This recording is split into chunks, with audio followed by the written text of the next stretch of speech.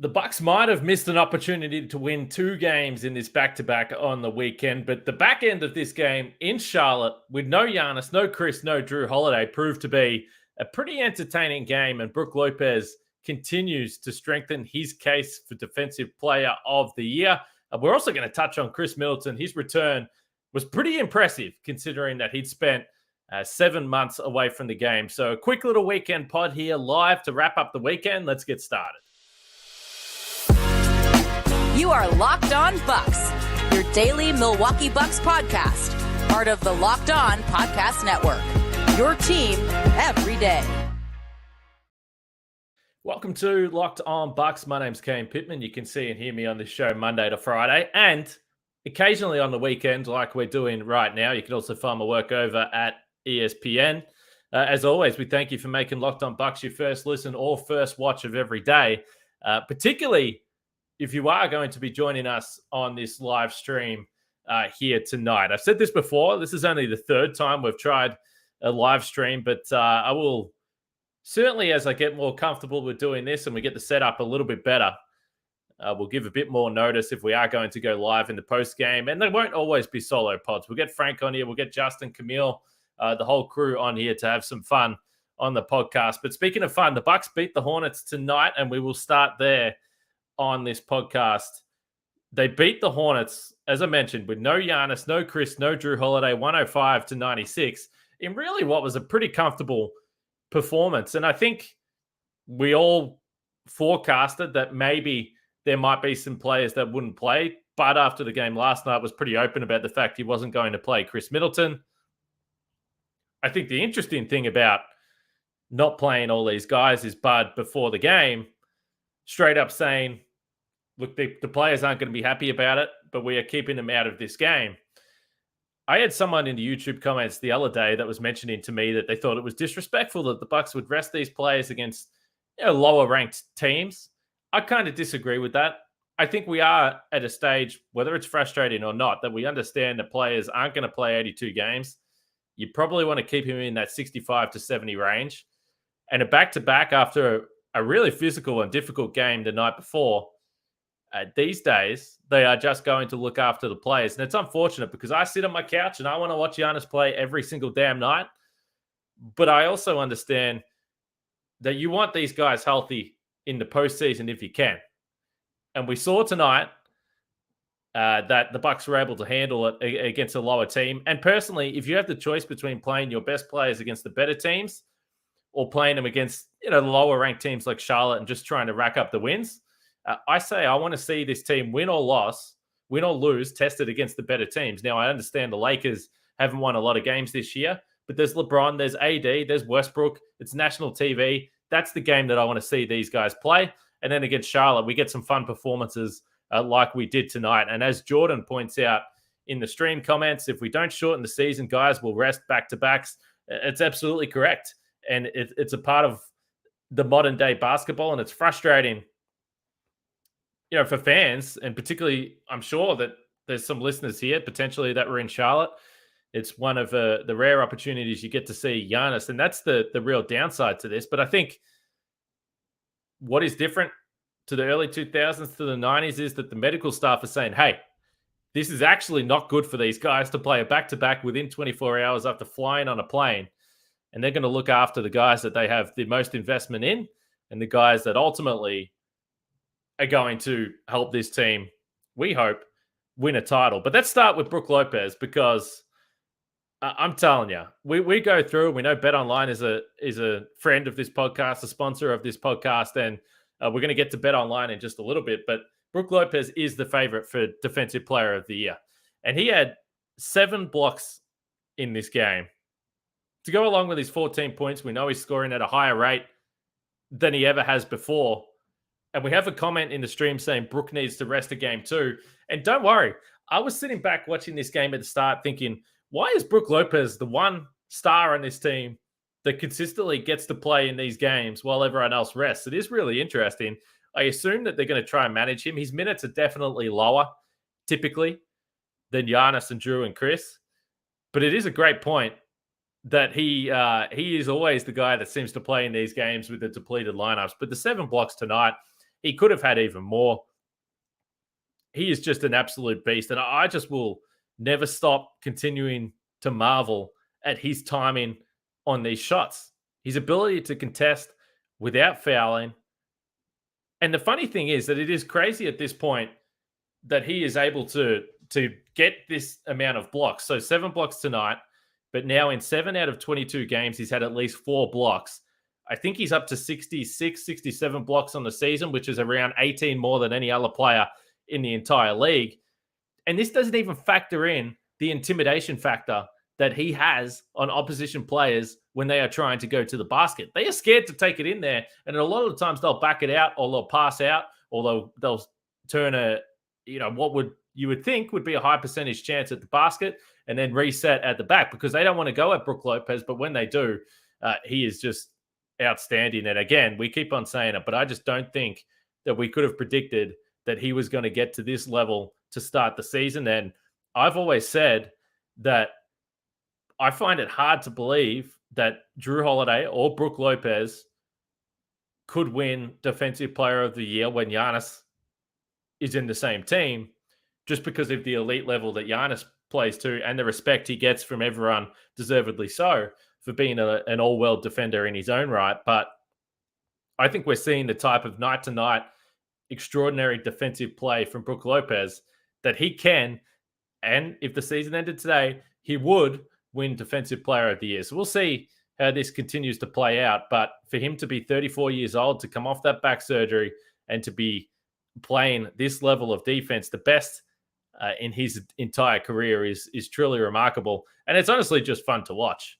And it does play into the theory that I've noted a couple of times on this podcast, that he just looks healthier than he probably has at any point in his Bucks career. And remember, he had that back surgery at the start of last season. And I don't know whether we'll get the full story here, but he played on opening night and then went down for the back surgery. And I've always had this little theory that he's been carrying this back injury for a number of years. They won the title. Clearly an incredibly tough effort from Brook Lopez. And he gets the reward of playing on ring night, and then he gets to fix himself last season. Probably wasn't at his best, and it was going to be difficult for him to be at his best last year. But now he's come back with a full off season. And as I said, he is looking better than ever. And on a night where there's no Giannis, no Khris, or no Jrue Holiday, Brook Lopez was absolutely immense. We've got some other players to talk about on this podcast. We want to get to Khris Middleton's return. There were some other nice performances tonight. Jordan Nwora got his chance to play a little bit. And overall, this Lakers game, I know the Bucks lost, but it would be hard to say that that wasn't the most entertaining game this season. It was absolutely extraordinary. So we're going to talk about Khris Middleton. We're going to talk about that Lakers game and a little bit more from tonight as well, after we talk about our friends at Turo. Turo is the world's largest car sharing marketplace. With Turo, you can book any car you want whenever you want it from a community of local hosts. Browse a huge selection of vehicles for just about any occasion or budget across the US, UK, Canada, and Australia. Book a spacious SUV or minivan for a family road trip. Get a classic or luxury car for a special event, birthday, or holiday. You can even test drive that new electric vehicle you've had your eye on to see how it fits your everyday life. So if you're like me and you don't have a car, but you just need to do a little trip, Turo is the way to go. Every trip is backed by liability insurance. Terms, conditions, and exclusions apply. Forget boring rental cars and find your drive at Turo.com.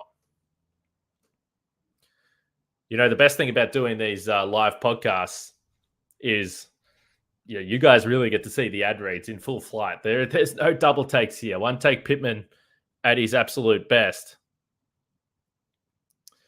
There's some more comments here on Brook Lopez. 7Z says Brook is a Defensive Player of the Year candidate, but he isn't going to win. I'm not sure what that's based off. I think if the season finished right now, he would win. And I think that you're starting to see a fair bit of mainstream acknowledgement of what he's been able to do in this season so far. Jick says Kane better with some Built Bars. I'm always better with Built Bars. I actually run out of Built Bars right now. Before we move on to this Lakers game, though, and keep the comments coming in the stream here, we really appreciate that. PJ Washington, a few comments on PJ Washington in this game. Extraordinarily went 0 for 13. He has been a player that, at least some Bucks fans have thrown up in the air. Like, could he be a potential trade target? Again, continue to talk about, obviously, Grayson Allen because of the salary. You guys know I like Grayson Allen.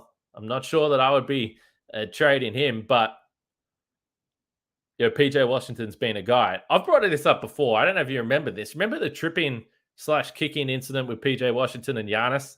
Giannis has a long memory. I'm not so sure that PJ Washington would end up in Milwaukee, but we've seen before that players can have big performances against a team, and that team gets lulled into thinking, man, this is the guy for us. This is who we need to trade for. Not quite what PJ Washington did tonight in this game. 0 for 13. You don't see that every single day. Jordan Nwora tonight with 17 points. The thing that I love with Jordan Nwora at this game, and he had 15 in the first half, only 2 in the second half, but 7 for 11 from the field. And we've all spoken about Jordan Nwora a lot, and sometimes the shot selection, particularly in games like this, he forces it a little bit. He knows it's his time to shine. He knows it's his time to score, but I thought he was pretty controlled tonight. I thought this was a really good performance. I thought he had a couple of nice offensive rebounds. He did some little things that stand out to me as, again, just improvement for Jordan. Now, we understand that Marjon Beauchamp has been ill, but we have seen here over the last week or two that Jordan Nwora has been the guy that Mike Budenholzer has gone to. And I thought he was pretty good tonight. We should also mention Bobby Portis, by the way, a career high 7 assists. And I didn't realize that he had 7 assists in this game until I looked at the box score.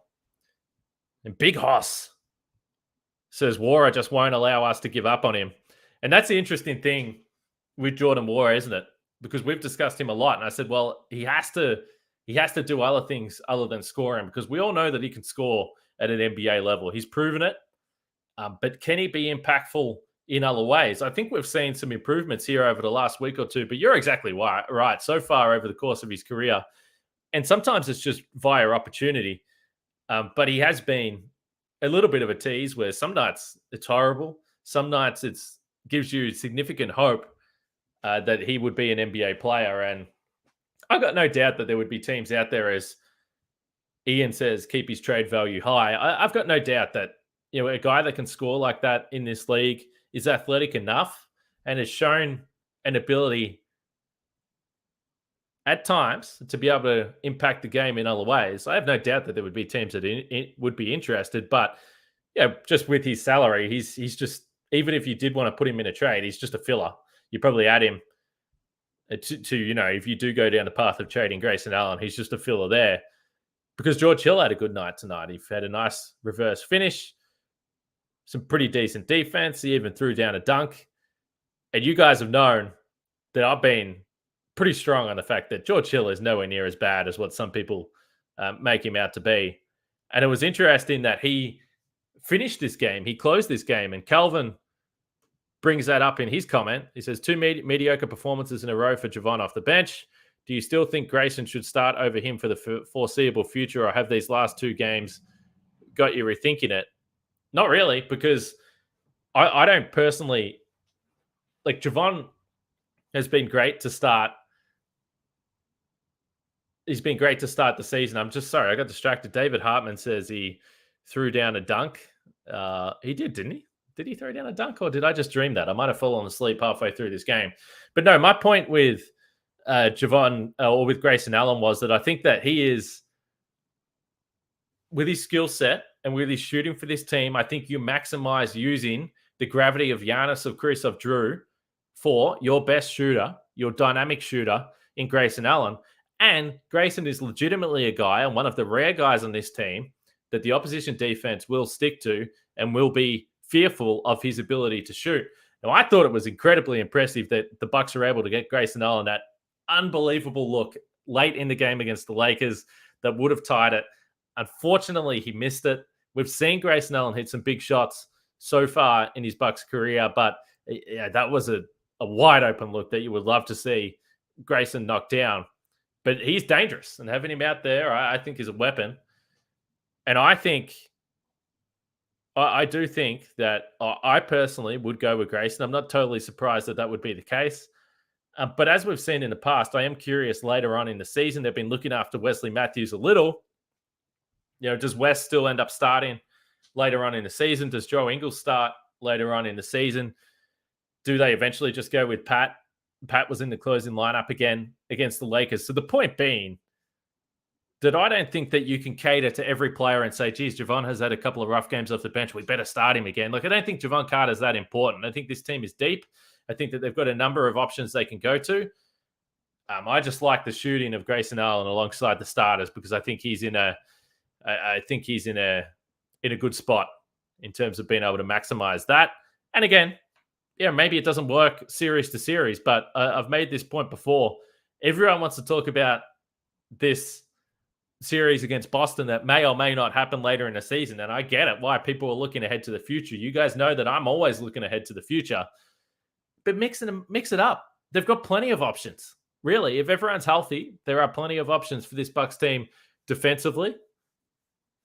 And if Grayson Allen starts, one series, doesn't mean he has to start the next one. Does Wesley Matthews come in for matchups? Does Joe Ingles come in for matchups?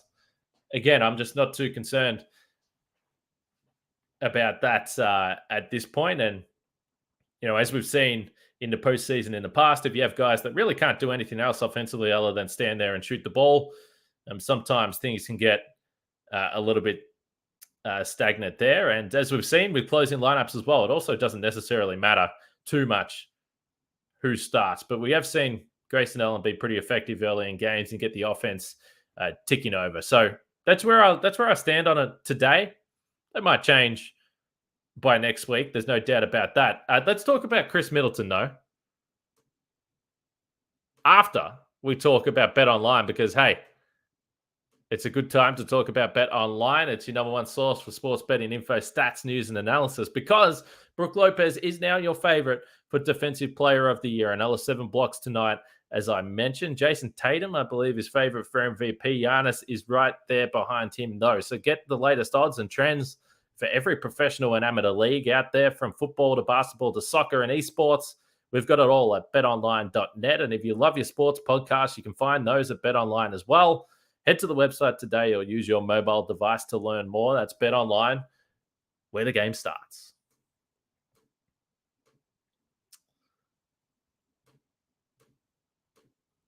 All right, as we keep it rolling here, look at Sal.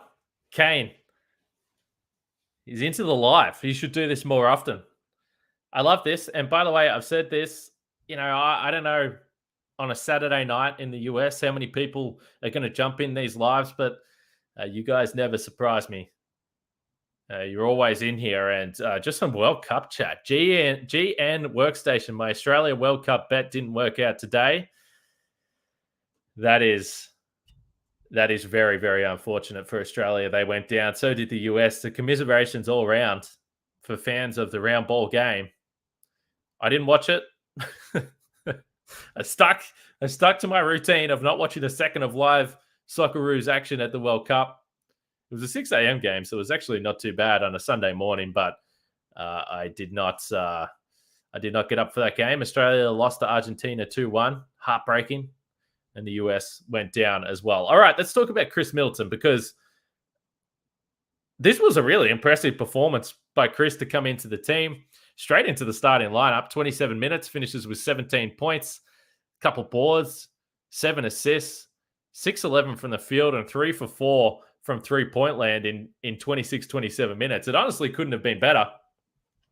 And we had someone in the YouTube comments the other day when we were discussing the return of Khris, the Christmas Eve podcast, and they said, I'm predicting 15, 5, and 5. And I commented back and said, geez, that's pretty optimistic. I don't know if you can expect that from Khris. I'm expecting some rust. I'm expecting maybe he'll play 15 to 20 minutes, not so much the 25. But geez, he was awesome. And he looked in great shape. And I guess that makes sense. It was a wrist injury. It was the off hands. And his conditioning should have been pretty good. So I guess that there isn't that much reason why he should have rust, but to still come in and looks so good as a facilitator as well. It's just such a huge addition for this offense. Jeffrey asks, how did I feel after the loss? I loved it. I mean, I didn't love the loss. Let me clarify that. But I love this game. I was cracking up laughing at all the shot making, and I would have preferred that the Bucks win this game. Don't get me wrong, but that was almost as much fun as I've had watching the Bucks this season in terms of the superstars showing out. I know Anthony Davis is much maligned, but he was awesome. LeBron had a fourth quarter. Giannis blocking LeBron to absolute oblivion. Then Lopez blocking AD and Giannis dunking down the other end. As I mentioned, the Khris Middleton return. Man, I just had so much fun watching this game. We've got a comment here. Middleton choked down the stretch instead of passing to Giannis. He ain't a closer. Hey, if you get to that commenter, if you've got any spare time, just go back and watch the 2021 finals. If you want to say that he's not a closer, that's totally fine. Comical comment from that viewer here. Go back and watch the finals, and you may change your opinion there. You know, the thing that I loved about Khris Middleton in this game was his facilitating. So we know that he can score, but he had the 7 assists. And the other day in the podcast, I mentioned what he might be able to generate out of the pick and roll. And we saw everything from Khris. We saw the lob to Giannis. And we know that the Khris-Giannis pick and roll is pretty much the staple for the Bucks offense. We saw Khris being able to drive downhill, kick to Jrue Holiday for the corner. We've seen him being able to find a little pocket pass for Brook Lopez. And I think, honestly, at times he can be a little turnover prone, but let's be honest, so can Jrue, so can Khris, so can Giannis, I should say. But I think that in terms of the passes that he's able to make, you can easily sit back and say that he's the best facilitator on the team, particularly in the half-court offense. And the Bucks really missed that. And again, everyone can accuse me of being an Aussie homer, and I'm totally fine with that. But that's why I think, Joe Ingles is going to be a great addition for this team. Lefty as well. So a little bit of a point of difference there. But adding Middleton into the lineup, and then obviously adding Ingles hopefully a little bit later, you've just got a couple more facilitators, even if it's not in the usual fashion of a typical point guard or a true point guard. They're bigger wings, but both excellent pick and roll operators. So it was great to have Khris back. It was great to see him checking into the game a number of times with Giannis. And overall, he's always been one of my favorite players to watch. And he was back again. Nick C says the Lakers played their best game of the season. It won't happen again. Yeah, I mean, I think everyone looks at the Lakers and they're older, obviously, and health has been a big part of the reason why they haven't been able to figure it out. But again, I mentioned the other day, I think we saw a pretty good Westbrook game with the 11 assists and no turnovers, which is obviously outstanding. You get 72 points from Davis and LeBron. And if Davis is at his best, he's an absolute ton. He's difficult to stop. The interesting thing is that before this game, I mentioned that the Lakers were the number one team for points in the paint in the league, and the Bucks were second in the league for defending points in the paint. Well, the Lakers were outstanding. They had 70 points in the paint, and I would suggest that will end up being a season high against the Bucks. 70 points in the paint is a huge amount. There was a hell of a lot of offense in this game. But overall, I think it was really fun. Let's talk about the 10-second violation on Giannis and jump in the stream comments here and let us know what you thought about this. So for those that missed the game, Giannis was called for a 10-second violation at the free throw line during this game. Earlier in the night, Russell Westbrook was very vocal about the fact that he thought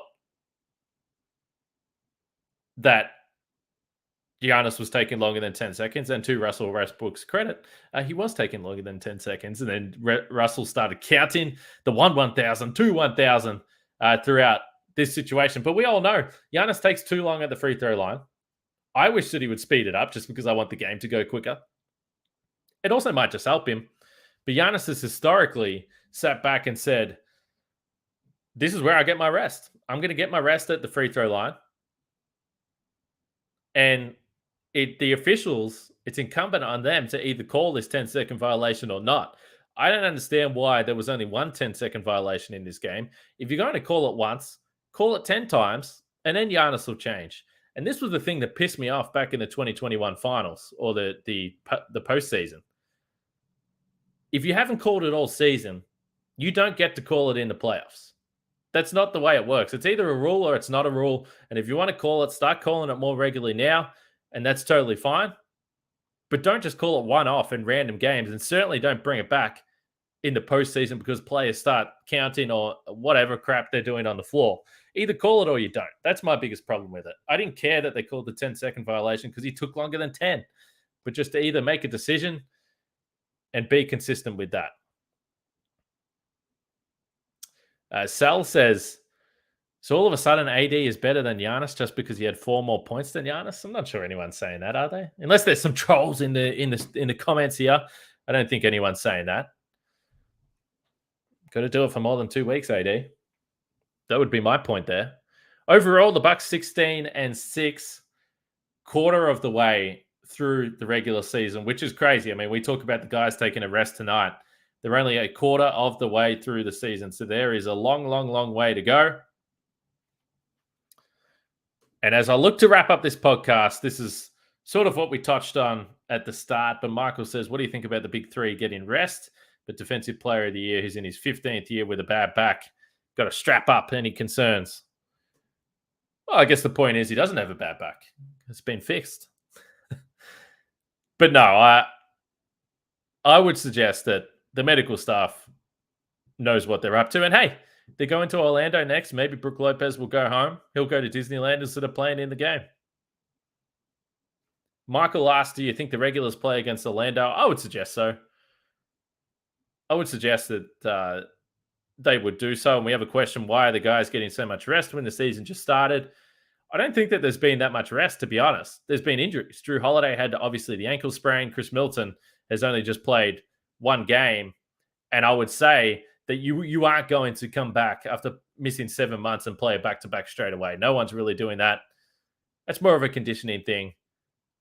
And Giannis is always carrying injuries, let's be honest. But, hey, he would play through anything. Like Bud said, he wouldn't be happy with it. But this is the big challenge for the NBA. They need to figure it out. Are we shortening the regular season? What are we doing? Because everyone sits back, including me doing this podcast, and says, hey, all I want is the Bucks to be in the postseason healthy, and I want them to win the title. Ben asks, would you rather us be number 1 seed or number 3 seed for the playoffs? Just because it feels as though the Bucks want to have a lower seed for some reason. I don't really understand why that's the case. I'm not really sure why you're saying that, because they rested guys today, but they won the game. I mean, I don't think the Bucks are going to sacrifice health to be the number 1 seed.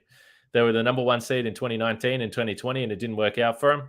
They were the number 3 seed in 2021, and it did work out for them. And a big part of that was they came into the postseason in good form and health. So I don't think at this point in the season that has anything to do with the Bucks, trying to throw anything or lose games. They're just looking after health and looking after the players. All right. Let's wrap this up. The questions keep coming through. Long-term Marjon or Wara? Marjon. That's for me, Michael. I'll say Marjon. He's been unwell for a little while. Not sure what kind of virus he's got, but it doesn't sound great. We'll be back tomorrow. There's plenty to discuss. Thank you, everyone, for jumping in the live stream here on the weekend from all over the world, too. We've had comments from a number of different countries here on this show, which is always fun. Still testing out this live stream stuff, and hopefully it will continue to get better. Enjoy the rest of your weekend. It's 90 damn degrees outside here in Melbourne, Fahrenheit, 32 degrees Celsius for those that go by that measurement.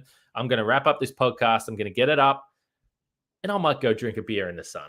That sounds like a good idea to me. We'll have a podcast tomorrow. Make sure you check that out and subscribe if you haven't already subscribed. Put the notifications on, and you'll know as soon as we run these podcasts. Thanks everyone for jumping in. We'll speak to you guys next time.